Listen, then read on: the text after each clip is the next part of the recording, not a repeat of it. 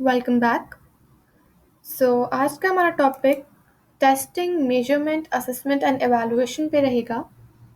Education में ये चारों टर्म्स जो हैं इंटरचेंजेबली यूज़ होती हैं। मतलब टीचर कभी मेजरमेंट को एज अ असेसमेंट यूज़ कर रहा होता है, एवेलुएशन को एज एन असेसमेंट यूज़ कर रहा होता है। ठीक है, सो इंटरचेंजेबली यूज़ होती हैं, लेकिन इन चारों के बीच में स्लाइट डिफरेंसेस हैं जो कि हमें पता होना बहुत ज़रूरी है। So we are going to discuss testing, measurement और एजुकेशनल मेजरमेंट भी कहते हैं, assessment and in the last evaluation. और साथ साथ मैंने यहाँ लिखा नहीं, हम लोग डिफरेंसेस भी हैं जो डिस्कस करेंगे, differences among assessment and evaluation वो भी डिस्कस करेंगे।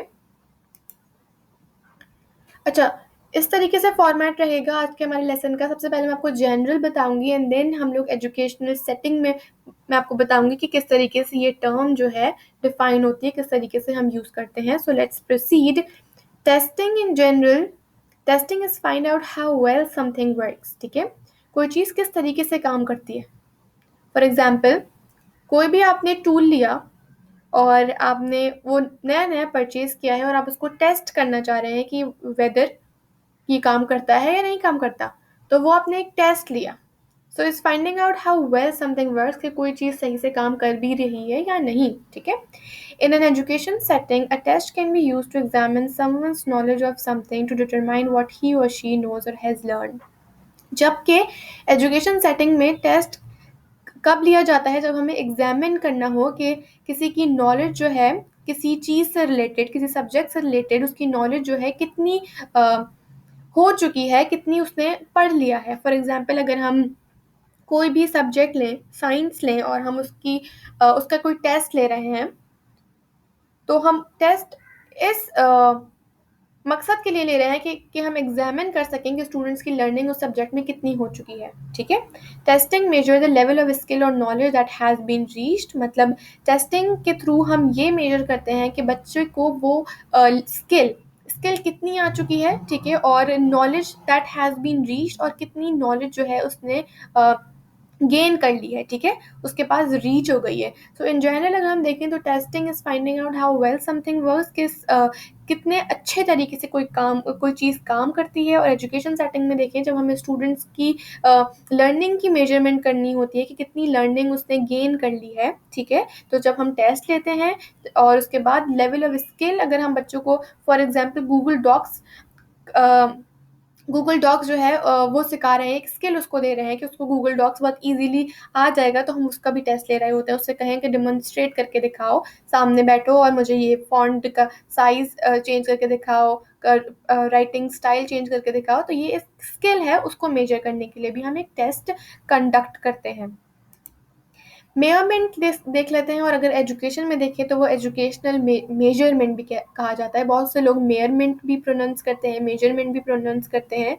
इन general, measurement can be defined as a number और दैट शोज द साइज और अमाउंट ऑफ समथिंग। जनरली अगर हम देखें मेजरमेंट की डेफिनेशन, तो किसी भी चीज़ का साइज, ठीक है, किसी भी चीज़ का साइज और अमाउंट को मेजर करने के लिए हम मेजरमेंट का इस्तेमाल करते हैं। ठीक है, मतलब ये कितना केजीज है, वो कितना मीटर लॉन्ग है, तो किसी भी चीज़ का अमाउंट, क्वांटिटी को मेजर करने के लिए मेजरमेंट का यूज़ करते हैं। Educational measurement is the science and practice of obtaining information about characteristics of students such as their knowledge, skill, abilities and interest. जबकि एजुकेशनल में अगर हम मेजरमेंट की डेफिनेशन देखें तो वो एक साइंस है जिसके अंदर हम बच्चों की रिलेटेड इंफॉर्मेशन ऑब्टेन करते हैं कि बच्चों का करेक्टर क्या है। ठीक है, कैरेक्टरिस्टिक्स क्या है बच्चों की, कि वो कितना पढ़ाई में अच्छा है, कितना नहीं अच्छा है, वो किस तरीके से लर्निंग बाय डूइंग से सीखता है, या फिर उसको सिर्फ वर्बली इंस्ट्रक्शंस दे तो वो सुन लेता है। ठीक है, सच एज देयर नॉलेज को, उनकी स्किल्स को, एबिलिटीज़ को और उनके इंटरेस्ट से पता चलता है। कि फॉर एग्जाम्पल, एक बच्चा साइंस में बहुत अच्छा पढ़ रहा है और मैथ्स में नहीं अच्छा पढ़ा, तो teacher can easily measure that science interest him or her much more than maths. Assessment है, in general assessment can be defined as the action of assessing someone or something. ठीक है, कोई चीज़ असेस करना, कोई चीज़ डायग्नोज करना। ठीक है, assessment है वो। Assessment is the process of collecting information about learners using different methods or tools, example test, quizzes and portfolios. ठीक है, असेसमेंट एक प्रोसेस है जिसके अंदर हम बच्चों की इंफॉर्मेशन कलेक्ट कर रहे होते हैं, ठीक है, उनकी लर्निंग के हवाले से।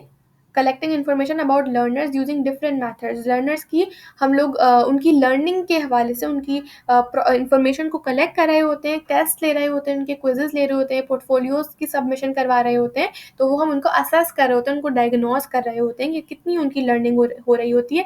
लेकिन इसके अंदर डिफरेंट मैथड्स आ जाते हैं और टूल्स आ जाते हैं। आप किसी कोई रूब्रिक्स ले रहे हैं और उसको फुलफिल कर रहे हैं, तो आप असेस कर रहे हैं बच्चों को।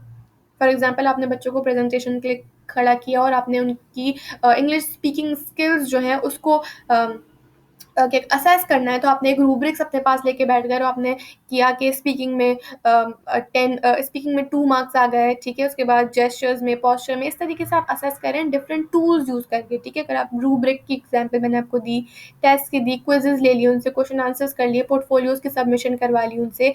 इन an educational context, assessment is the process of describing, collecting, scoring and interpreting information about learning. Educational setting में अगर हम असेसमेंट की डेफिनेशन देखें तो एक प्रोसेस है जिसके अंदर हम स्टूडेंट की लाइक लर्निंग को डिस्क्राइब कर रहे होते हैं, ठीक है। उनकी जो लर्निंग की इंफॉर्मेशन उसको गैदर कर रहे होते हैं, उनको स्कोर दे रहे होते हैं, ठीक है। उनकी इंफॉर्मेशन को इंटरप्रेट कर रहे होते हैं। Assessment help the student in their ability to learn, help करता है स्टूडेंट को कि वो लर्न करें और अच्छे से। एवेलुएशन देख लेते हैं। The word evaluate means to form an idea of something or to give a judgement about something, ठीक है। एवेलुएशन सबसे लास्ट में आता है। आप इसमें फुल अपनी जजमेंट दे देते हैं कि वेदर बच्चे ने ए ग्रेड लिया है, बी ग्रेड लिया है, सी लिया है या वो फेल हो गया है, ठीक है। So it means to form an idea, आप आइडिया लगा लेते हैं किसी चीज़ को देख के और जजमेंट आप अपनी दे देते हैं एवेलुएशन में। But in general, evaluation is defined as to judge the value of someone or something. An example of evaluation is when a teacher reviews a paper in order to give it a grade, ठीक है।